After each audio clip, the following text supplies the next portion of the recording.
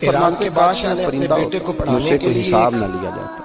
حضرت سیدنا ابو بکر صدیق رضی اللہ تعالیٰ عنہ کے مزاج میں ڈھیر ساری اللہ کے نبی صلی اللہ علیہ وسلم نے ان کی تعریفیں بیان، نہ کسی پہ سورج غروب ہوا نہ کسی پہ طلوع ہوا جو میرے ابو بکر سے افضل ہو۔ لیکن حضرت ابو بکر صدیق کیا کہتے ہیں؟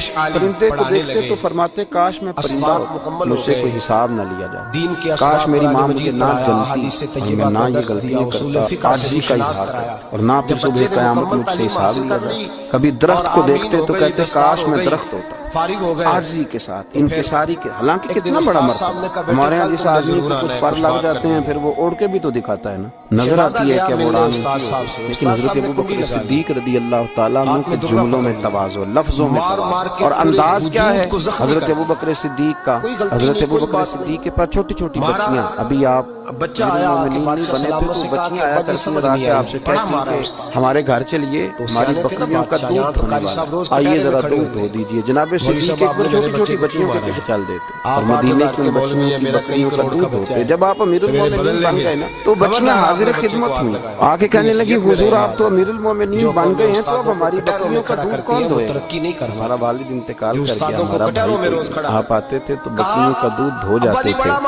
جناب صدیق اکبر کی آنکھوں میں آنسو آ گئے، فرمانے لگے بیٹے پہلے تو میں اپنی مرضی سے آیا کرتا تھا، اب تو امت کی خدمت میری ڈیوٹی لگ گئی تو میں روز آیا کروں۔ بچیاں آتی چھوٹی چھوٹی، ان کے پیچھے پیچھے چل گئے۔ بہت سارے لوگ ہوتے ہیں مشورے دینے والے کہ اب آپ کوئی شے ہیں، آپ ذرا دیکھ کے چلیں، آپ ذرا سوچ کے چلیں، لیکن اگر اندر عاجزی ہو تو پھر انسان کو کسی مشورے کی، کسی شخص کی کوئی ضرورت باقی نہیں ہے۔ حضرت جناب صدیق اکبر ایک دن بیٹھے ہوئے تھے، ایک شخص آیا، اس نے آ کے السلام علیکم کہا اور ہاتھ صرف جناب صدیق اکبر سے ملایا اور کہنے لگا السلام علیکم یا امیر المومنین۔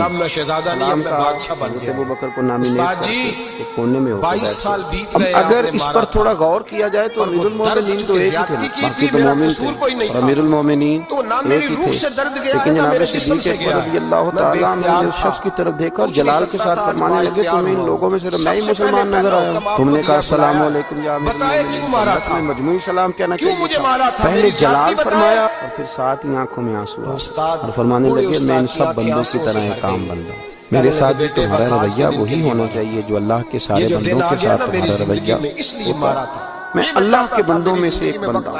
حضرت سیدنا علی المرتضیٰ شیر خدا کا بھی میں نے فرمان تھا۔